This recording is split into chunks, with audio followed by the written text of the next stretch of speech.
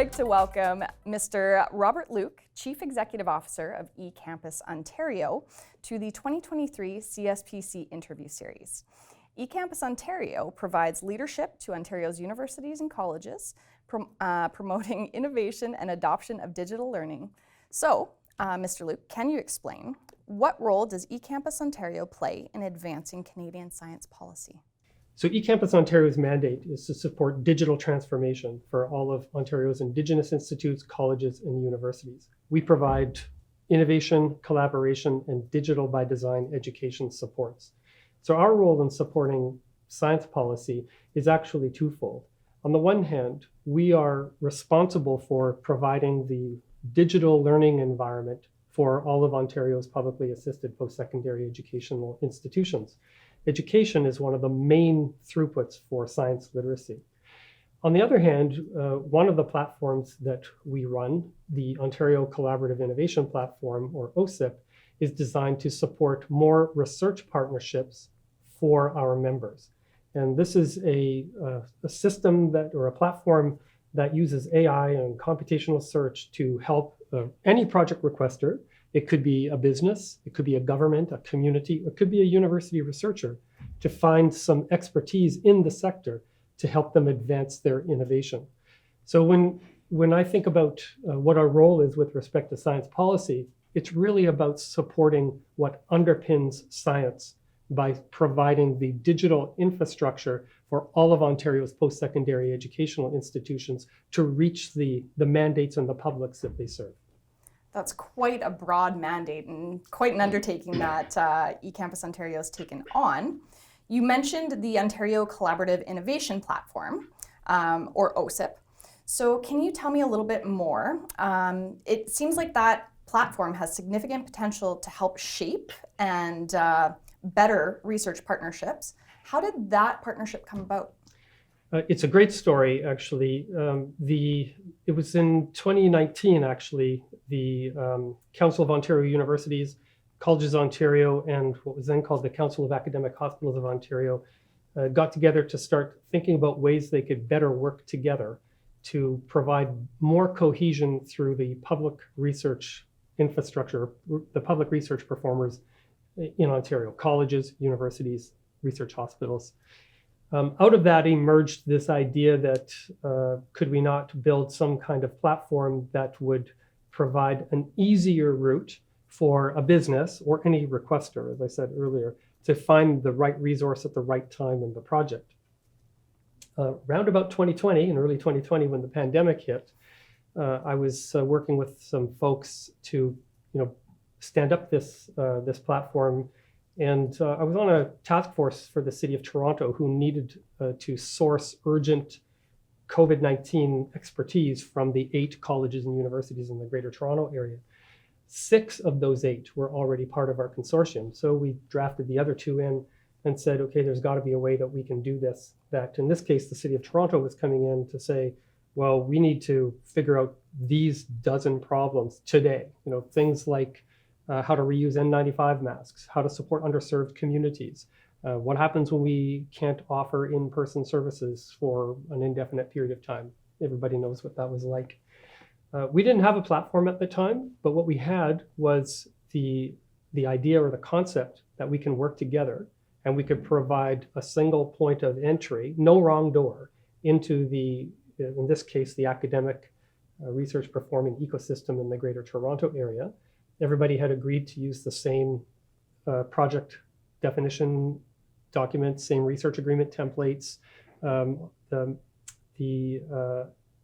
funders that we work with, MyTax, OCI, called OCE at the time, NSERC and IRAP all agreed to take these projects that were coming in from the city, rapidly assess them and push them into the appropriate funding vehicle that they could. So that's how we got started, by doing a COVID response. Fast forward to now, so eCampus Ontario is funded by the Ontario Ministry of Colleges and Universities. They have funded the development of OCIP, and the support of that over the last 2 years as we took it from that idea and now built the system out and are running projects through the system for the benefit of all of our members. Amazing. And you're really speaking to how there are many different collaborations and partnerships and and ways to connect in this ecosystem. So can you tell us a little bit more about research partnerships and workforce training, and what are other ways that eCampus Ontario supports productivity in research and industry? So I think about this from the industry perspective, or the broader community perspective, if you will.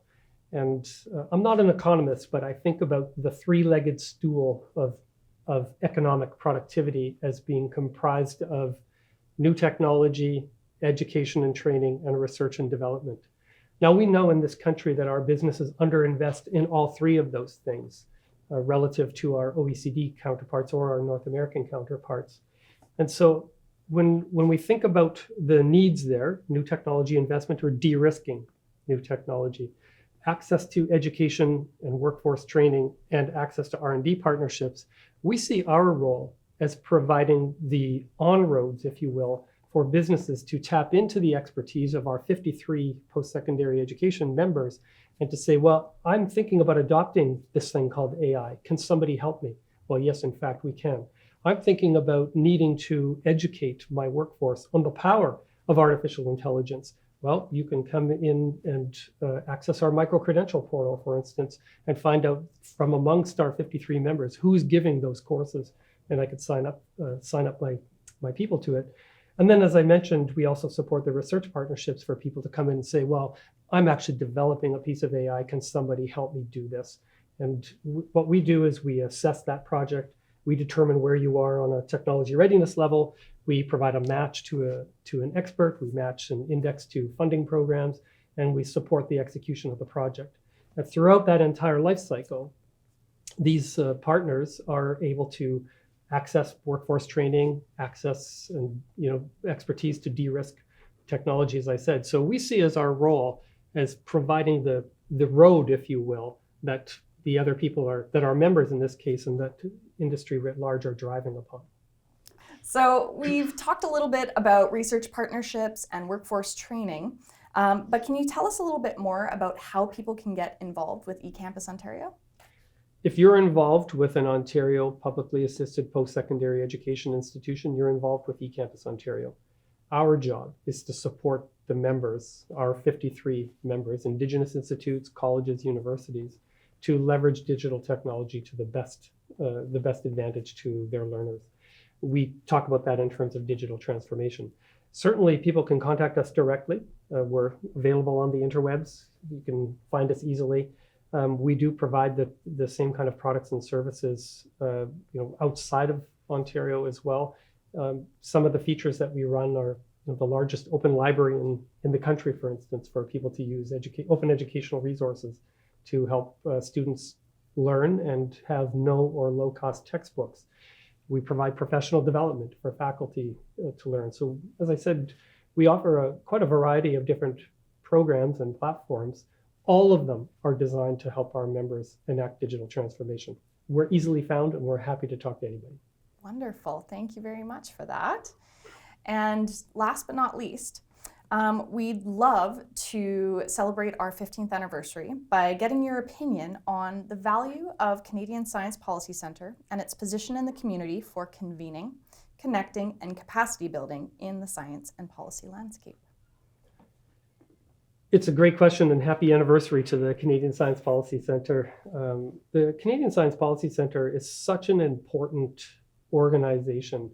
And I want to talk about the first word you used, which was convening. In fact, when you asked the question, that's the first word that came to mind. The idea that we are able to convene. And in fact, the Canadian Science Policy Centre has that convening power to get people together and to start to have these discussions, to develop the community, to develop the capacity, as you said. To me, that's invaluable. Without the Canadian Science Policy Centre, we would not have a voice in this country for the role of science, first of all, and the importance of science policy as underwriting our social, our economic, and our cultural development. Thank you so much, Mr. Robert Luke, for joining us today. It's been a pleasure hearing more about eCampus Ontario. Thank you so much for having me.